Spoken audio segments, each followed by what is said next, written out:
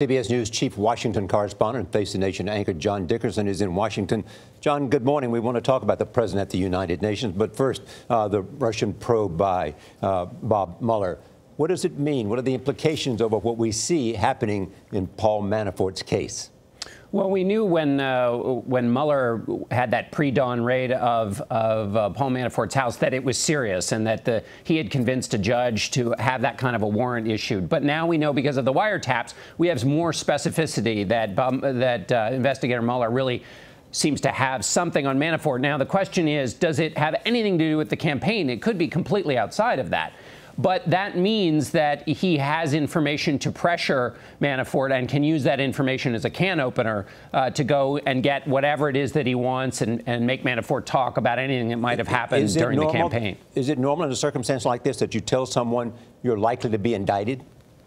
Well, that's what the Times is reporting. If that's in fact the case, you could imagine saying that, because it gives the person that you're investigating a sense of the stakes and might loosen their tongue a little bit, particularly in this case if they are in trouble for something on one front that you might be able to use to squeeze them to get information on another front. The reports are that Paul Manafort was wiretapped both before and after the election, when he was known to speak on multiple occasions with now President Trump, which raises the question, is President Trump, was he recorded?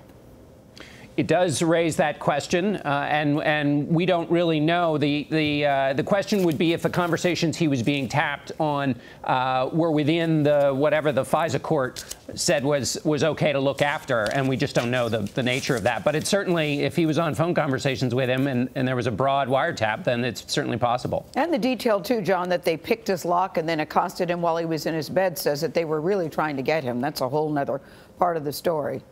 But let's... Well, it gives you... Go ahead. Well, it just gives you a sense that they again, because they had wiretaps, they had some sense that there was something that he was hiding from them. Yeah, that they had to act fast. Let's talk about the president speaking today to the United Nations. What are you looking for? It's being described as one of the biggest speeches of his presidency. What are you looking for? Well, there will be talk of values and some more vague talk, but what I'm looking for specifically are the direct messages he's going to send to North Korea and China. When we talked to Secretary of State Tillerson on Face the Nation this weekend, he sent his very first message was to North Korea: we're not trying to change the regime. We're not trying to invade. Part of the negotiation here is to try to keep that message clear to North Korea. There's no better way than to specifically do that in this speech from the president. Second is on China. The U.S. is trying to argue to China, if you want to be a player on the world stage, you have to work here with North Korea. This is a chance for the president to send that message publicly again. John Dickerson, thank you so much for joining us this morning. We'll bring you the president's speech to the General Assembly in a CBS News special report. It is expected to begin around 10 a.m. Eastern, 9 Central.